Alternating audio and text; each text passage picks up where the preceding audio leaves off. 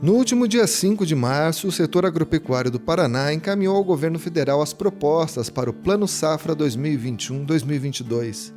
Em linhas gerais, a FAEP, a OCEPAR, a FETAEP e a Secretaria Estadual de Agricultura pediram mais recursos para custeio e investimentos e menores taxas de juros. E o bom desempenho dos peixes cultivados em 2020. O Paraná tem papel importante nessa história, uma vez que é o maior produtor de tilápia do Brasil. Eu sou André Amorim e o Boletim no Rádio começa agora.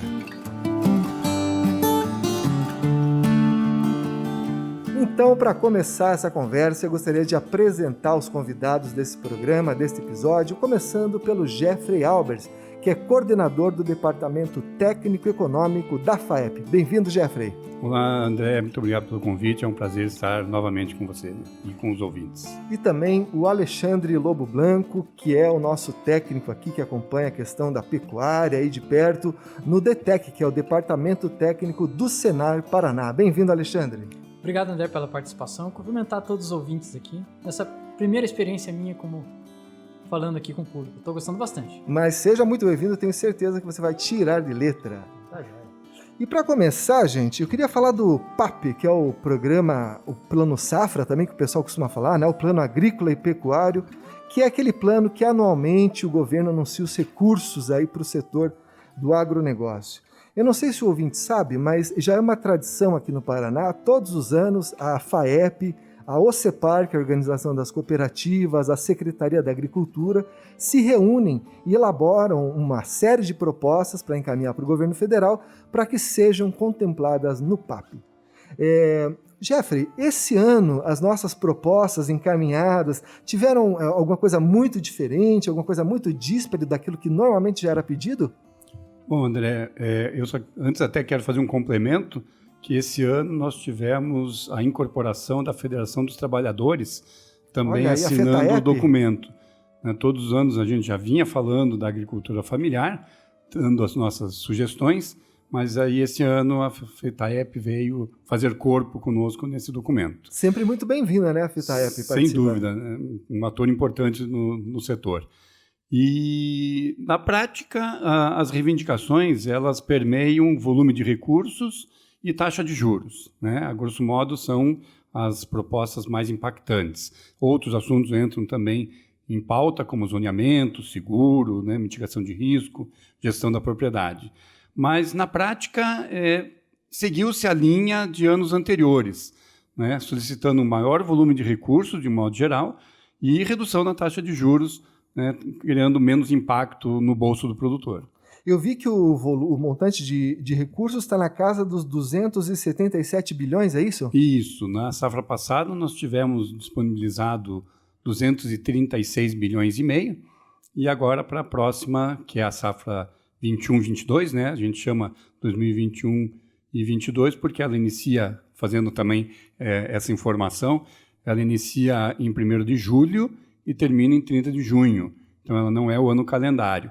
Mas então, para a safra 21 e 22, nós estamos pedindo esse montante de 277 bilhões, que é um somatório de 209 bilhões para custeio e comercialização e mais 68 bilhões para linhas de investimento. E quais seriam as principais linhas que a gente coloca aí uma atenção especial?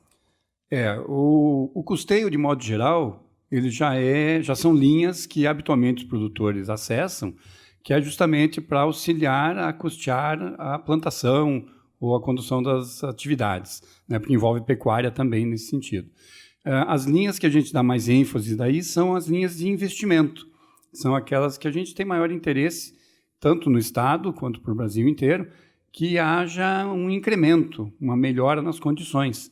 Então, a gente tem linhas, por exemplo, como o Inovagro, que traz as inovações tecnológicas, inclusive para as propriedades. A gente tem a linha do PCA, que é para armazenagem, que é uma linha que anualmente nós pedimos recursos, porque é uma demanda importante e que auxilia no aumento da produção. Então, além de permitir que o produtor armazene essa produção para momentos mais adequados de comercialização, também permitem melhor acesso à remuneração, a valores mais interessantes. Hoje costuma-se comentar que o armazém do produtor é o caminhão indo para Paranaguá, né? Que Então, não tem que tirar do campo e já mandar embora, não tem essa oportunidade de aguardar, às vezes, o melhor momento do mercado, né? Exato, exato. E a gente também não tem uma logística que flui com tanta eficiência que permita que só os caminhões sejam os armazenadores. A gente tem que ter uma capacidade estática aí de armazenagem também. E aí entram outras linhas, como o ABC, o Moderfrota, o Inovagro também, eu acho que já falei, né, do Inovagro, mas são as linhas tradicionais, inclusive, que os produtores habitualmente já conhecem e já acessam. E no que se refere à taxa de juros, Jeffrey? A taxa de juros a Selic já está um pouquinho baixa, né? Qual foi o pedido nesse sentido? A inflação, a taxa Selic, ela se mantém em patamares baixos no Brasil, apesar de ter uma projeção aí para 2022, 2023 de um aumento nessa taxa, mas como a referência de mercado está baixa, as taxas por produtor seguem o mesmo raciocínio. Então, nós estamos propondo que haja ainda uma redução, apesar das taxas já estarem bem interessantes para o setor, mas como os custos de produção, de modo geral, aumentaram, o desembolso do produtor e a margem de lucro acabam sendo afetados. Então, ele poder pagar menos na captação de um recurso vai ser um processo, sempre papel interessante, importante. Né? Sempre, sempre. E nesse sentido, Jeffrey, com essa taxa de juros baixinha, foi necessário mexer no montante que a gente pediu para a equalização da taxa de juros? Sem dúvida nenhuma, né? Porque a gente tendo mais recursos disponíveis com uma taxa de juros menor, o papel do governo fazendo essa equalização da taxa de juros é importante e a gente precisa naturalmente de mais recursos. Na safra atual, o governo destinou 11,3 bilhões de reais para a equalização e nós, para a próxima safra, estamos sugerindo aí que amplie isso para 15 bilhões. E no seguro rural eu vi que o pedido ficou na casa de 1,5 bilhão, né? Que foi mais ou menos o que foi liberado no passado, né? Nessa questão do seguro, vamos dizer assim, o produtor tá tranquilo, o montante está sendo suficiente para atender a demanda, às vezes até sobra dinheiro, né? Na prática, o volume de recursos que havia sido esperado não foi todo disponibilizado, né? Algo na casa de 850 milhões que foi efetivamente utilizado até agora. O seguro, é importante também frisar que ele tem um ano calendário diferente, ele é o ano civil, né? De janeiro a dezembro, então perde um pouquinho a referência. Mas a gente está então com essa casa de pouco menos de 1 bilhão de reais, mas nós, aqui no Paraná, que somos o estado maior contratante de seguro e também demandante da política do PSR, né, que é o Programa de Subvenção ao Prêmio do Seguro, nós reivindicamos um aumento de recursos justamente para ampliar a área protegida, ampliar a quantidade de produtores e dar mais tranquilidade tanto para o produtor quanto para o sistema financeiro quando há o caso de financiamentos. Então, é uma bandeira que nós defendemos, que também é muito defendida pelo Ministério da Agricultura, porque a mitigação de risco, né, que é o termo que nós usamos, né, a redução da exposição do produtor ao risco, é um caminho interessante e importante para o setor. E vale destacar, né, Jeffrey, que até nesse contexto a FEP tem promovido cursos, né, para o pessoal entender melhor esse mecanismo de seguro rural e saber como escolher o melhor produto no mercado para a sua situação, enfim, para fazer essa gestão de risco da melhor forma, né, e mais econômica possível, né? Isso mesmo. No final do ano passado, em outubro, nós desencadeamos esses cursos, né, por enquanto é um curso específico para grãos. Nós temos aqui no Paraná a evidência de soja e milho, né? Então direcionamos mais para esse segmento, é o seguro agrícola, e já capacitamos nesse sentido mais de 500 pessoas, envolvendo produtores rurais, o pessoal do sindicato, que auxilia e dá informação, atende os produtores rurais, e também muitos técnicos que fazem a assistência técnica. A ideia é justamente disseminar a cultura do seguro e aumentar aí a quantidade de contratantes, né? Entendemos realmente que é um processo muito importante. E, Jeffrey, a gente falando de seguro, falando de sinistro, falando de tragédia, eu lembrei já do ano passado, né, dessa pandemia mundial. Isso chegou a alterar de alguma forma a natureza dos pedidos ou de direcionar para alguma coisa ou não? André, eu vou começar a responder isso com o jargão que a gente tem tanto ouvido de que o agro não para. Então, literalmente, essa capacidade de contratação, tanto de custeio quanto de investimentos, não teve nenhum momento de trégua em todo esse processo de pandemia. O produtor plantou, tratou, colheu e investiu. As linhas de investimento, inclusive, tiveram um destaque importante, porque quando foi anunciado o Plano Safra, que está em vigor, nos primeiros 3 meses já acabaram os recursos. Olha aí. Então, muito investimento na área de avicultura, suinocultura, na pecuária de um modo geral, mesmo leite, piscicultura. Então, eram projetos que estavam aguardando recursos e a informação de novas taxas, inclusive, porque cria essa expectativa, né? Lá pelo mês a partir de março, abril, até a próxima início de safra, já começa a aguardar. O produtor quer ver como é que vai ficar. Se reduz a taxa, ele já sai contratando, né? Então, foi isso que nós percebemos. Então, já no primeiro trimestre da nova safra, em setembro, a gente já estava pedindo mais recursos para o governo federal, porque o mercado está ávido aí por crescimento. Interessante. E vale lembrar também, né, Jeffrey, que quando é feita essa carta encaminhada, essa carta conjunta aí das entidades aqui do Paraná para o Ministério, não é só pedidos, chegar com o prato na mão, também tem soluções, né? Por exemplo, como que o governo vai conseguir os recursos para custear esse plano, né? E eu lembro que você comentou no passado de sugestões em relação à LCA, né? Como é que foi esse ano? O mercado tem criado novos mecanismos para captação de recursos, né? Então, a LCA, que é um título específico do agronegócio, ele foi criado no passado, não é uma coisa assim tão recente, mas está crescendo a cada ano, e ele capta recursos das pessoas que têm dinheiro para investir, né? Os bancos captam recursos e repassam para os financiamentos do agronegócio. Então, o mercado, ele, ao longo do tempo, vem se aprimorando e criando novos mecanismos para captação de recursos, para disponibilizar para o crédito rural. E a LCA, que é um título específico para o agronegócio, ela capta recursos das pessoas que têm dinheiro para investir e direciona isso para as linhas de financiamento, principalmente investimento, do agro. A obrigatoriedade das instituições é de que destinem 35% desse volume de recursos arrecadado para o agro e os outros 65% podem dispor em outras linhas de crédito do mercado. O ano passado, na safra passada, nós já fizemos esse pedido e estamos reiterando agora com essas propostas para que esse volume passe para 50%.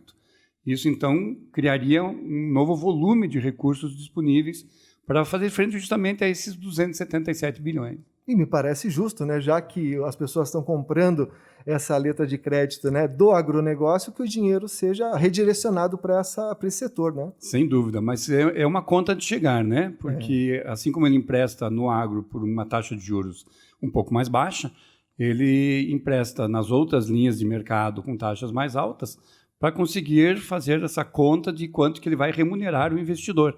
Então é importante, né? Nós temos que reconhecer que é importante fazer esse equilíbrio, mas pedimos que tenha um direcionamento maior, sem dúvida nenhuma.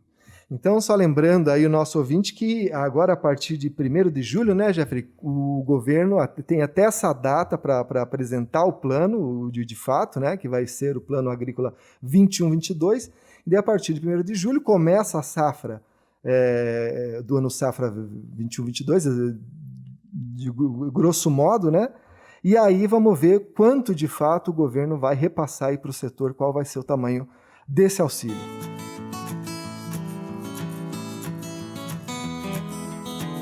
Bem, amigos, mudando um pouquinho de assunto, queria falar do tema que está na capa desse boletim informativo, que é a piscicultura. Alexandre, o Paraná, grosso modo, assim, desculpe aí a figura de linguagem, mas está nadando de braçada aí nesse setor, né? 2020, um ano atípico, com todas as questões relacionadas à pandemia. Como o Jeffrey já bem destacou, o agro não para e a piscicultura teve um crescimento expressivo. Dados indicam no Paraná, a tilápia em especial, crescimento na ordem de 2,5% em relação ao ano anterior. Olha aí, ó. É um dado muito interessante. E teve algum efeito de mercado, alguma coisa diferente? O que pode ser visto como o motivador desse aumento?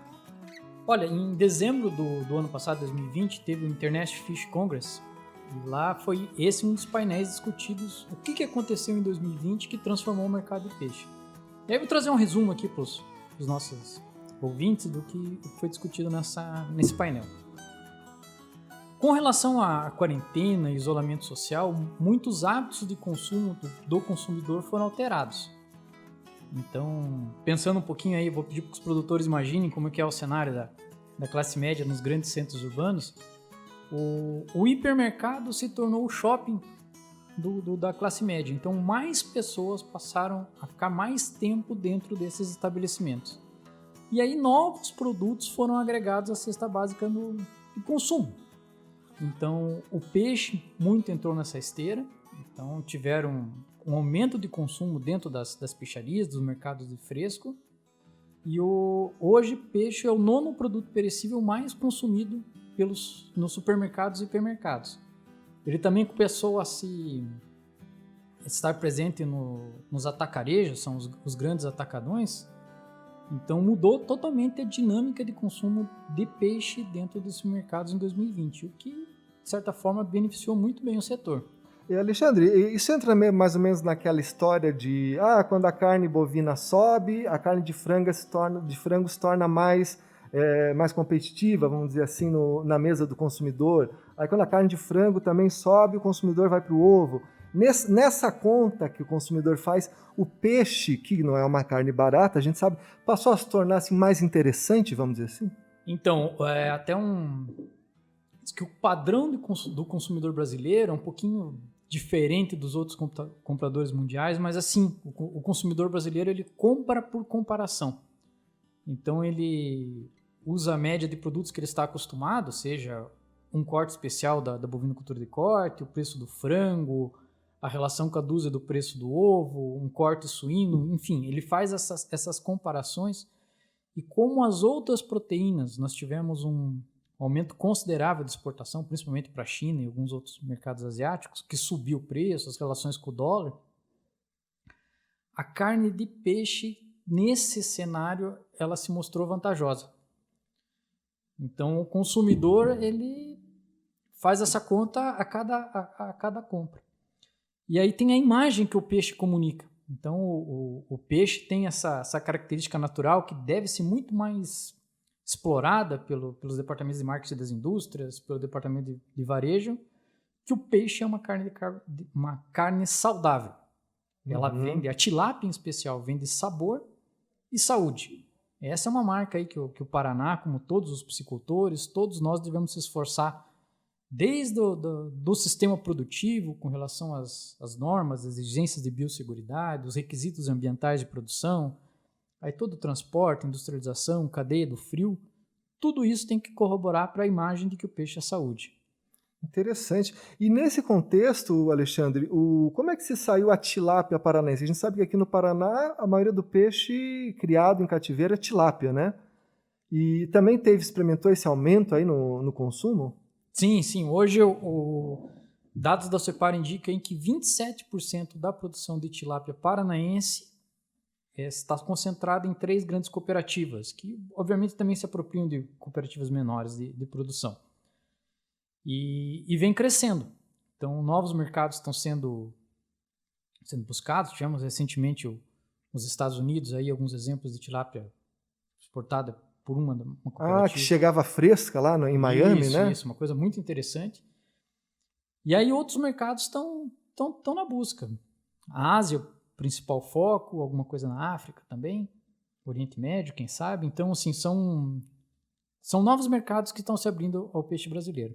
E existem novas formas também, Alexandre, no sentido de novos cortes, que nem você falou, né? O consumidor, durante a pandemia, ficou muito em casa, às vezes ele foi daquela de chefe de cozinha, né? Hoje eu vou experimentar fazer uma moqueca, vou experimentar fazer uma coisa diferente. O peixe acaba também entrando por essa fresta aí no dia a dia das famílias? Bem interessante, André. Então, até pesquisas indicam aí que o consumidor na quarentena assistiu menos televisão e consumiu mais no mercado de streaming. Então, são pessoas falando, até essa questão que você comentou do chefe em casa, mostrando uma variação, uma variabilidade, uma nova forma de preparo, e com isso a indústria tem que se moldar. Então, o consumidor, até por questões de e-commerce e tudo mais, já buscam pratos pré-preparados, pratos temperados. E a indústria está nessa vertente de descobrir aquilo que o consumidor quer. A exemplo do que aconteceu com o frango, de sistemas produtivos voltados à preferência do consumidor, a tilápia provavelmente vai seguir esse caminho. Então, o tamanho de filé, determinado mercado pode preferir, de ter filé com pele, sem pele, peixe inteiro, enfim. São situações aí que existe uma janela muito grande de oportunidade para o peixe paranaense poder experimentar. E do ponto de vista técnico, o Paraná é um estado, vamos dizer assim, apto para essa atividade? O que falta assim, em termos de infraestrutura para a gente conseguir? Porque pelo que você está falando, esse mercado tende a crescer, né? Tende a crescer. E o Paraná, nesse ponto, é privilegiado. Então, nós temos possibilidade de uso de água em diversos sistemas produtivos, em diversas regiões do estado. Tem como a gente ter água. Basicamente, hoje a gente tem dois ou três, podemos dizer assim, grandes sistemas de produção, que é a tilápia criada em viveiro escavado e a tilápia criada em tanque-rede. Então, em algumas represas, e tem todo um cenário de prospecção, de abertura para as represas do Iguaçu, no oeste do Paraná. Então, uma possibilidade muito grande de a gente aumentar a produção. E sistemas mais modernos da tilápia criada em sistemas de recirculação de água. Então, sistemas fechados, com utilização de filtros, principalmente com um grande consumo de energia, né? Mas que potencialmente aí é um sistema que pode utilizar mais a situação da criação da tilápia.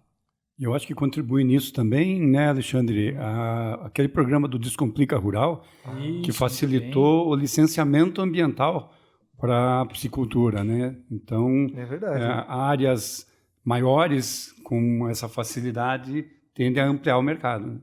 Ou seja, desburocratizou também, né? E agora, nem tudo são flores, né? Ah, é? Em 2020, nós tivemos uma situação bem problemática. O setor de ração sofreu aumento no preço quinzenalmente. Nossa, isso em decorrência do aumento das commodities mesmo? Tá. Sim, mas o produtor teve que se adaptar a esse cenário, né? Então sofreu bastante aí com a questão a equalização dos seus custos de produção com o peixe. Então, a exemplo do que aconteceu também na avicultura, na suinocultura, o peixe também a produção ficou mais cara. Ficou mais cara. Então, obviamente a rentabilidade é de cada produtor, é difícil nós aqui, enquanto federação, enquanto Senar, traçar um paralelo, dizer, a rentabilidade do produtor foi de tanto. Depende do sistema. Depende de muitas situações, a otimização de mão de obra, automação, enfim. Mas foi um ano em que o produtor teve cada vez mais fazer a conta na ponta do lápis ali. Então, e pelo que você viu nesse evento que você comentou, Alexandre, para onde que vai agora? Você falou, né, que as indústrias têm necessidade de modernizar os seus produtos, oferecer novos produtos. Você consegue ver um horizonte aí? A gente vai buscar mercados lá fora, vamos com novos produtos buscar esse mercado, buscar se fortalecer nesse mercado interno. Dá para a gente tentar traçar algum panorama? Então, tem dados interessantes nesse sentido. No mercado interno, essa semana que a gente está se aproximando aí, a Semana Santa, Quaresma, né? Em 2020, a venda ela equivaleu a 9% da venda total do ano. Numa semana? 9. Então, como está descrito na matéria aí que os leitores vão ouvir, é o Natal do piscicultor, né? E existem situações que a pós-venda não caia num vale, que a gente consiga manter essa elevação de consumo e ter um platô. Então, iniciativas da Semana do Peixe, de consumos, promoções no mercado, tudo isso a indústria tem que estar realmente antenada aí para poder se manter. Então, são situações que gradativamente o setor busca. Com relação ao mercado externo, aí são situações que a gente tem muito a conquistar ainda. Então, o que os especialistas dizem que a produção por mercado externo ela não pode ser vista como um excedente do mercado interno. Ela tem que ser planejada, ela tem que ser construída. Exemplo do que foi o frango lá nos anos 70. Uhum. Então, prospecção do mercado, trabalho dos adidos, enfim, todo esse cenário, justamente pensado naquilo que o consumidor quer. Então, olhar o cenário, olhar o que é o peixe do Vietnã, o que é o peixe da China, como é esse mercado e aonde tem brechas para o produtor paranaense, o produto brasileiro se encaixar. O que todo mundo fala é assim, o consumidor quer segurança alimentar. Então, o desenvolvimento de um sistema produtivo que pode se tornar até mais rígido com relação a controles, registros, a saudabilidade do produto, isso tem que ser uma pedra fundamental para que a gente consiga vender saúde lá fora. Então, não vamos conseguir vender o que sobrar aqui. Tem que planejar essa situação. Eu acredito que já tem iniciativas nesse sentido. Maravilha! Bem, acho que nós vamos ficando por aqui nesse episódio. Quero agradecer a participação do Jeffrey e do Alexandre. Muito obrigado. Voltem sempre, são sempre muito bem-vindos. E agradecer você, ouvinte, que aí está tendo essa paciência e nos dando a oportunidade de levar informação de qualidade aí do agronegócio para você. Se você tem interesse de ouvir outros episódios desse podcast, você pode entrar no nosso site, que é o www.sistemafaep.org.br. Lá você encontra na aba Rádio todos os episódios desse podcast e também encontra o link para as nossas redes sociais. Você pode ouvir esse podcast no Spotify, no YouTube, ou então você pode baixar o aplicativo do Sistema FAEP Senar e receber aí na palma da sua mão o podcast, cotações de commodities, previsão do tempo e muito mais informação. Muito obrigado e até semana que vem!